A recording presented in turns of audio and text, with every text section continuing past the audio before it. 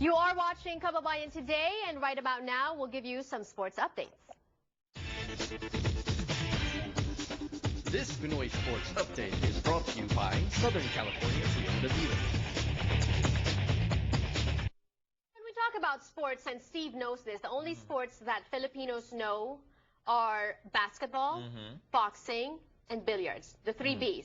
We are now doing good in soccer, I think, also rugby a little bit, but yeah, we'll talk about boxing today, especially now that you've seen Steve. Steve Kim of MaxBoxing.com. Yes.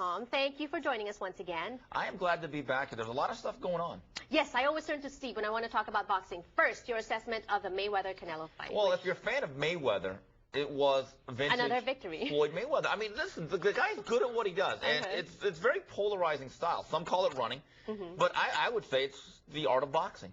I mean, it's dancing. Well, he's been on Dancing with the Stars. He did that back in 2007. So that's probably why he's gotten better at running. Well, okay. See, there we go again. Now, listen.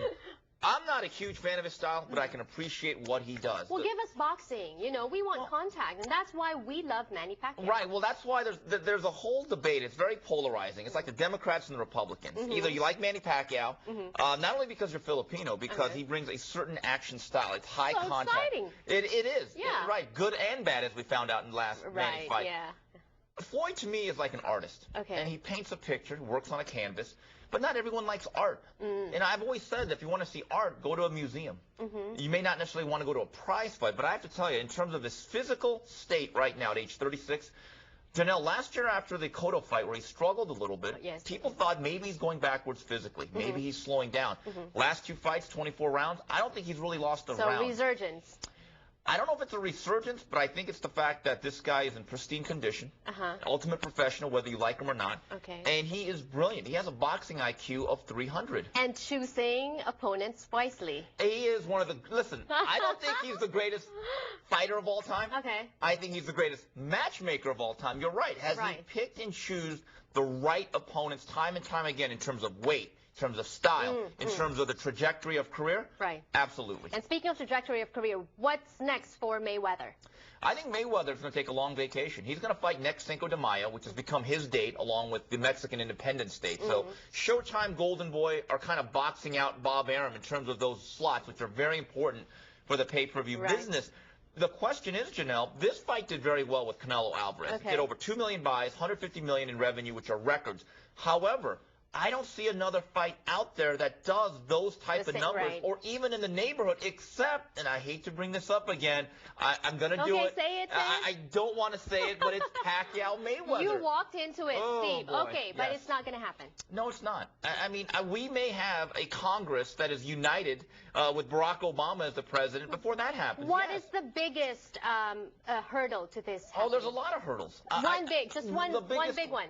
Bob Arum and Floyd Mayweather. That relationship, I think they share assigned blame, and then you have the Cold War between Golden Boy and Top Rank. Now there's another issue. Okay. Back a couple years ago when they failed to make this fight, they were both under the HBO umbrella. Right. Now one guy's with Showtime. So now you have to work out an issue of which network. Let's say a miracle takes place. Let's say they agree to fight. Say all the terms are agreed to with the promoters.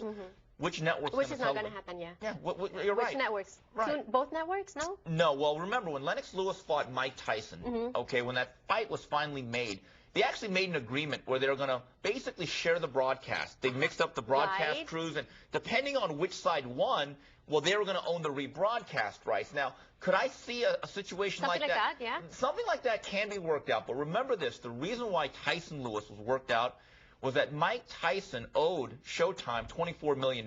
They needed to get out from that debt, and they were a creditor.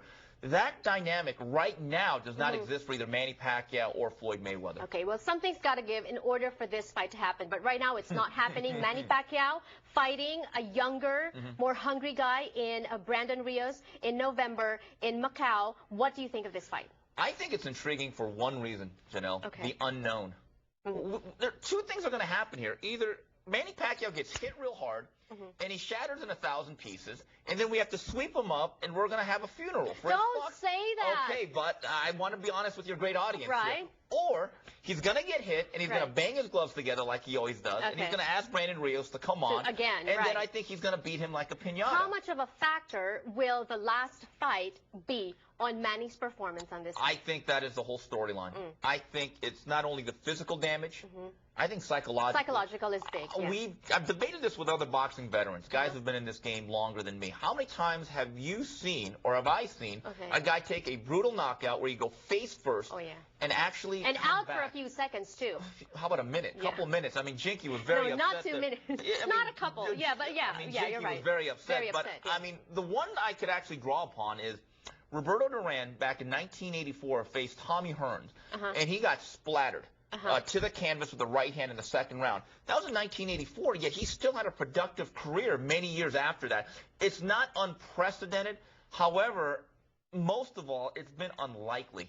Okay, so it can be done, but it's very unusual. Yes. Or rare. But I'll say this. I was on a website, Pinoy Greats, and someone posted photos of Manny Pacquiao working out.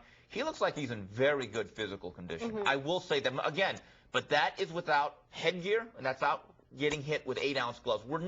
There's such an unknown to November 23rd. Right. I think that is the whole intrigue of that event. Okay, what should we be looking out for? When we watch the fight, whether live, whether on TV, what should we be looking out for? Manny Pacquiao has been willing. As you said a couple minutes ago, the reason why most fans love Manny Pacquiao is because of the willingness to mix it up. There's contact. There's a back and forth. Put on a show for his right. fans. Well, listen, I thought the ironic part is, Janelle, as we were there tragically ringside back a couple months ago, I thought Manny Pacquiao was putting on the best performance in at least 2-3 years. He was hitting Marquez. Right. Vintage Manny. Yes. Vintage Manny. I'm thinking to myself, this is 2008. He was aggressive, and exactly. And I thought he was within a round or two of stopping Marquez. Okay. And then he got stopped. Yeah, then he hung a curveball. Right. But do you think that's why Marquez and Bradley are both unwilling to fight Manny? Janelle, there's an interesting dynamic here, which I find highly unusual. Both guys, when they're fight October 12th, we see the graphic, one guy's getting 6, Bradley's getting 4. I can tell you right now, based on past purse reports and what Bob Arum has told me, and Bob, of course, would never lie to me, both guys... But he can deny what he says to you. Of course, he can change his mind. All right. But both guys, if they fought Manny, right now, would be guaranteed double the money. Exactly. I mean, Bob actually told me he's never seen that situation. Because they said no to bigger money, and they're opting to just face each other. And I think it's because also Marquez knew that I think Marquez, Manny could be dangerous. I think Marquez knew what was going on in that fight, what could have happened before the end of that 5th and 6th round. I think that he psychologically, from a historical perspective, says, I won the last one, so I kind of won the rivalry. That's it, yes, right, exactly. That's what I believe. So very quick, just one answer. Your prediction for October 12th, Bradley or Marquez? I like Marquez. Okay. All right. Well, thank you so much. We want more information. We want more thoughts from Steve. Where do we go? Go to Steve Max Boxing. I tweet a lot. Or you can go to Max Boxing. All right. Thank you so much. More power to you. Cooking when we return on the show. This Pinoy Sports Update is brought to you by Southern California's Rio de Vito.